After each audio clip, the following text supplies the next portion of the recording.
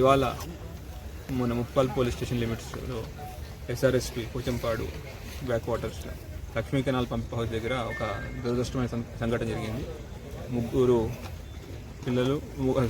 Youth and ఒక బాబు, అర్హాన్ అనే బాబు, అజీం, అమ్ము అతను, అందరూ ఇక్కడ సైట్ సీయింగ్ అని వచ్చి పంప్ హౌస్ దాకా వెళ్ళి రిటర్న్ వచ్చే దాంట్లో బ్యాలెన్స్ నీళ్ళల్లో పడి మునిగిపోయారు. ఎవరికి ఈత రాకపోవడం వల్ల ఒకరి తర్వాత ఒకరిని కాపాడడం అనే దాంట్లో ప్రయత్నంలో అందరూ మునిగిపోయారు.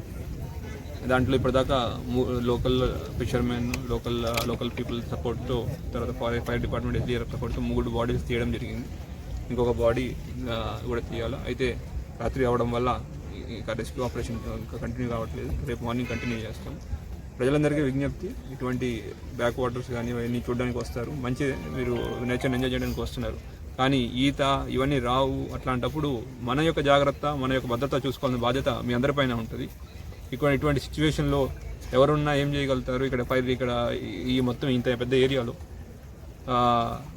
వచ్చేసి ఈత రాకుండా నీళ్ళల్లో దూకడం కానీ, నీళ్ళలో చేయడం వల్ల, లేదంటే ఈ సెల్ఫీలు మోజు కానీ, లేదంటే ఇన్స్టాగ్రామ్లో రీల్ పెట్టడానికి కానీ ఈ మోజులో వచ్చి రావడము, ఇటువంటి లేనిపోని కష్టాలు చేసుకోవడం ఆ కుటుంబానికి ఎంతో ఇబ్బంది కలిగిస్తున్నారు.